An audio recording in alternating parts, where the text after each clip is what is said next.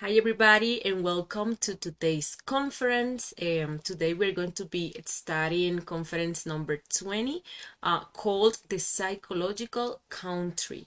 Remember that if you have any question about this topic, you can leave it down there in the comment section down below, and we're going to be answering any question you may have. Also, allow me to invite you every Monday and Thursday to the Phase A conferences of this self-knowledge course, in which we're going to be receiving the tools to awaken our consciousness and to achieve the self-realization of our being. Also, every Sunday, we are going to be doing guided practices in which we are going to be applying everything we are going to be learning in the several conferences of this self-knowledge course, which is totally free and open access to everyone. Also, in the description of this video, you're going to be finding the access link to the WhatsApp group, to the Telegram group, and to the YouTube channel. And if you have any question, besides leaving the question in the comment section down below, you can also communicate with us through the messenger. And through the WhatsApp group, you can communicate with the instructor or the administrator of the WhatsApp group, and we are going to be very glad to answer any question you may have and to help in anything we could help. Well, as I said before, we are going to be studying this psychological country, and the objective of this conference is that we can deepen our psychology. Okay, reflecting on this conference helps us a lot to advance in our inner work, because it helps us to observe how our psychology works and what elements are within it and how they move within it. We'll also understand why we mustn't consider ourselves as good, because we are not. And we'll realize it as soon as we understand how our perverse elements manifest and disguise as virtue. Okay? Well, we must know that just as the external country in which we live exists, also in our intimacy within ourselves exists the psychological country. As outside, so inside. People are never ignorant of the city or the region where they live. Unfortunately, it happens that they don't know the psychological place where they are located. At any given moment, anyone knows what neighborhood they are in, but in the psychological field, the same thing doesn't happen. Normally, people don't even remotely suspect at any given moment the place of their psychological country where they've gotten themselves. Just as in the physical world, there are colonies of decent and cultured people, so it also happens in the psychological region of each one of us. There is no doubt that very elegant and beautiful colonies exist. And just as in this physical world, there are colonies or neighborhoods with very dangerous allies full of assailants, so the same thing also happens in the psychological region of our interior. It all depends on the kind of people who accompany us. If we have drunk friends, we will end up in the canteen, and if the latter are schools, undoubtedly, our destiny will be in the brothels. Within our psychology, our psychological country, each one has their companions, their eyes, their psychological defects. These will take them to where they should take him according to their psychological characteristics. But we need to take into account that in the physical country there are laws that govern us, and therefore we try to act in accordance with those laws to avoid the sanctions, for example. However, in our psychological country, we don't have those limitations. So through imagination, which plays a fundamental role, we can do what we want and go wherever we want in our psychological country. More than that, we can do all kinds of aberrations and commit any crime there. That is why it is essential to know about this subject, to begin to understand our psychology if we really want to make transcendental changes and advance in our inner work.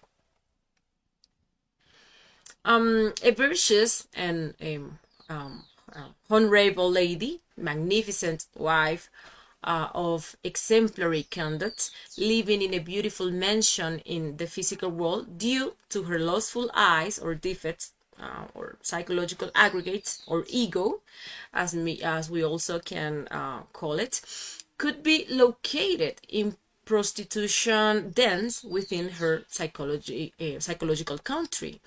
An honorable gentleman of impeccable honesty, a magnificent citizen, could find himself located within his psychological region in a den of thieves due to his terrible companions' eyes or defects of robbery that are very submerged within the unconscious.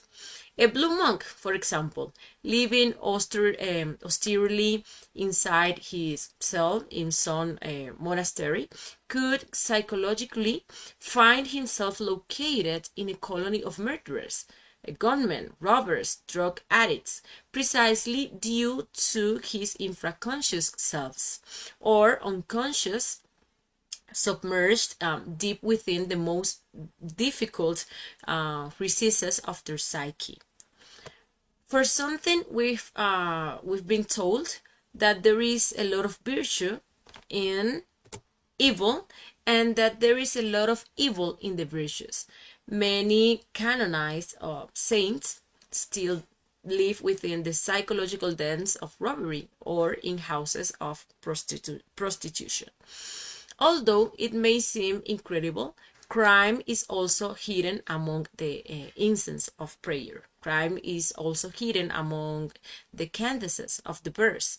Crime is hidden under the sacred dome of the most divine sanctuaries, dressed in the tunic of holiness and the sublime word. Most venerable saints have the eyes of the brothel, the robbery, the homicide, etc. Subhuman companions hidden among the depths of the unconscious, and it is necessary to know how they work, how they manifest, and how they feed. Everything that we can imagine is found and is part of our psychology, okay? Good or bad. And every time we are imagining or projecting in our minds, those internal companions that we have are acting and are feeding with our energy. It is something hard and difficult to believe for those people who consider themselves virtuous. These people are the most reluctant, yes, to work on themselves because they don't accept those elements that exist in their psychology and that are disguised even as a virtue. Let's look at the case of a mother whose son is in bad company. This mother suffers because she feels worried about who her son is with, what he's doing at the moment, and she begins a process of mechanical imagination in which she imagines that her son may be stealing, consuming drugs, murdering, or perhaps be murdered. She feels that her concern is good and that it is her duty as a mother. What she doesn't know is that all those actors participating in those mental scenes are her own delinquent defects, okay, which find a way to feed and manifest themselves through the mechanical imagination of that mother.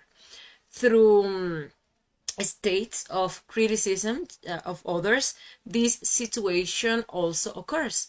We criticize a young woman for all the men who visit her home, and we begin to imagine the reasons for their visits and what they will do in there with a lot of contempt, of course. However, we don't realize that our own prostitute defects are being fed there. We go on the bus and listen to a song, we identify ourselves and begin to sing it, or we dislike the song because of its explicit content. We also identify ourselves and let those eyes or defects begin to project. And there we are feeding them. When, for example, we watch television, no matter what we watch, in our psychology, we are feeling those elements that we are watching. When we play video games, war games, for example, there's where we feed our murderous and perverse selves, even though we don't carry out those acts in the physical. Okay, we hear on the news or someone tells us about a robbery and we begin to imagine everything that happened in that moment. There we are feeding our own thief eyes or defects. Everything that we are capable of imagining exists in our own psychology. And although many times, due to our personality, we find ourselves at the other pole, the good pole, we make the mistake of feeding those elements through actions such as criticism and judgments towards others, for example. It is very hard to accept that reality, especially for those of us who believe we are holy and virtuous. This is the main reason why people who think they are good do not move towards true inner change. They are, or we are, terrified of facing the real perversity of our psychology, and we believe we are good because we don't carry out those actions, as I said before, in the physical world or the physical dimension. Okay, every time we are taken out of the here and now by our eyes, our psychological defects, we let ourselves be carried away to these different parts of our psychological country. Therefore, we must ensure that both our physical country and our inner country are in the same no? In time and space. And we achieve this by living in the present, in the here and now, concentrated and in constant self-observation to discover the ego or details that wants to take us out of the moment and eliminate those defects or psychological defects and come back to the present moment. Sometimes we are doing something and due to a lack of self-observation and concentration, psychologically we are in another place doing something else. We are not here and now. If, for example, we are imagining a situation that happened yesterday at work, even though we are physically at home, psychologically we are located in our workplace and in a past moment. Okay, the different religions have said a lot about life after death and the afterlife.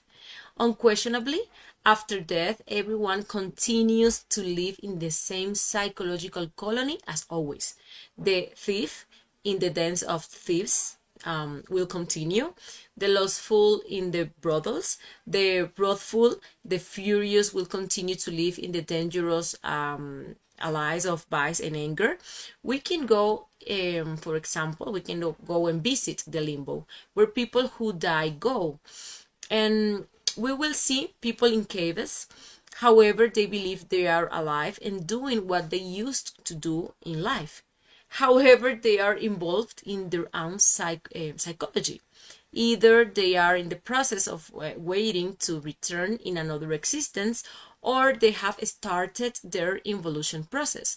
We were able to see in conference number 8, called Evolution, Involution, and Revolution, how at the end of the 108 existences as humans that we have the opportunity to live in a cycle, well, If we haven't, if we didn't work on ourselves during those existences, we start that evolutionary process. Let's remember that physically we go through the different evolutionary kingdoms of nature, but psychologically the person finds himself in his own psychological country, living the process of eliminating his defects through the evolution according to his psychology. Um, Even if we ask our brain to show us one of our infra dimensions, we will be taken to that place which is part of our psychological country. Okay? Well, the essence itself is very beautiful. It came from above, from the stars, and unfortunately, it is inside of all these defects that we carry inside. By opposition, the essence can retrace the path, return to the original starting point, return to the stars, but it must first free itself from its bad companions, who have it stuck in the suburbs of perdition. The magnetic center, which we have abnormally established in our false personality, need to be transferred to the essence. Thus, the complete man will be able to begin his journey from personality to the stars, okay? Ascending in a progressive didactic manner, degree by degree, up the mountain of the being. As long as the magnetic center established in our illusory personality continues, we will live in the most abominable psychological dens. Although in practical life, in the physical life, we are magnificent citizens. Okay, each one of us has his magnetic center that characterizes us. For example, the merchant has the magnetic center of commerce, and for this reason he develops in the markets and attracts what is related to him, buyers and merchants. The man of science has in his personality the magnetic center of science, and for this reason he attracts to himself all things of science, books, laboratories, and etc. The esotericist has within himself the magnetic center of esotericism. Since this kind of center becomes different from the questions of personality, undoubtedly transference occurs around this reason, okay? The esotericism. When the magnetic center is established in the consciousness, that is in the essence, then the return to the total man, to the stars, begins. So how can we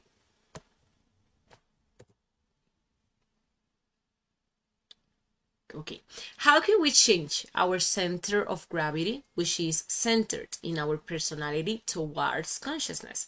First, we must realize what things our life revolves around: our work, our family, our leisure time, and realize what they mean to us and the time and energy we dedicate to them. Then we will gradually start taking away time from the things of the personality and giving it to the things of consciousness, until we reach the point where the personality will only have the time that is strictly necessary, and most of the time we will be doing things in pursuit of consciousness. So we will replace those things that are parts of our personality, such as the time we dedicate to leisure.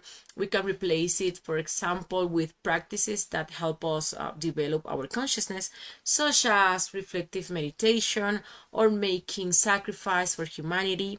We can take time away from our hours of sleep to dedicate it to doing the practice of astral unfolding or the practice of sexual transmutation.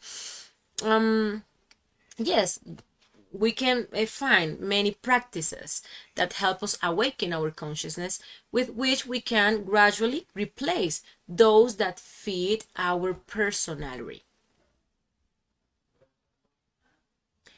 In this course, Along this course, we are going to be teaching all those practices. We've already taught about the astral unfolding, how to carry out the reflective meditation. We are going to be teaching about the mantralization of the vowel O that will help us to develop intuition. Also, we are going to be teaching about a practice called transmutation of cosmic forces, the practice of the dervishes, okay, that help us to harmonize our body, our mind, and our emotion, and so on. This course is totally practical. Everything is practical. Every day we'll need to be practicing in order to advance in this inner work. First, we're going to find the 3 factors for the revolution of the consciousness, which is the base of this inner work, and we need to practice those factors every day. We have the spiritual birth, which is the practice of suprasex, in which we are going to create ourselves, and we are going to be we're going to be creating the existential bodies of the being. This practice we're going to be carrying it out with our partner, hopefully every day. Also, we have the psychological death. We have, for example, the death on progress, in which we are going to be observing and eliminating everything that is manifesting at the moment. Okay, every moment, from moment to moment, a defect want to manifest through any of our centers, and we're going to be observing and asking our Divine Mother to eliminate the defect that want to manifest. Also, the psychological death is carried out through a reflective meditation, okay, in which we are going to be meditating about the different circumstances or events, and we are going to be observing the psychological defects that manifest in those situations, and we're going to be eliminating them. At night, it's very good to be doing a practice in which we are going to be observing the different situations that happen during the day, and we are going to be eliminating the defects that we didn't observe at the moment, okay, and we became identified with them. We let them act, but now we are going to be remember all the activities reaching for all those defects that manifested, and we're going to be eliminating. We can do this practice before going to bed, and there are many practices. There are also many ways in which we can, for example, carry out the sacrifice for humanity. Watching these conferences, sharing these conferences, preparing ourselves to teach, starting to teach, and so on. Okay, so yes, there are many practices we're going to be learning for the awakening of our consciousness, and in order to change our center of gravity, we are going to need to take away the time from those things we do for the personality, and start doing things for the consciousness. Okay, and this being today's conference. Thank you very much for being here. If you have any questions or comments, do not hesitate to leave them in the comment section down below. And as I said before at the beginning of this conference, we will be answering them. We invite you to the next conference next Thursday, called Concentration and Relaxation. We will be learning to develop the greatest power to which we can aspire, which is concentration, which allows us to succeed in and do everything we undertake perfectly. and also how to reach the state of relaxation, which is the natural state of our consciousness. Thank you very much, and until next time.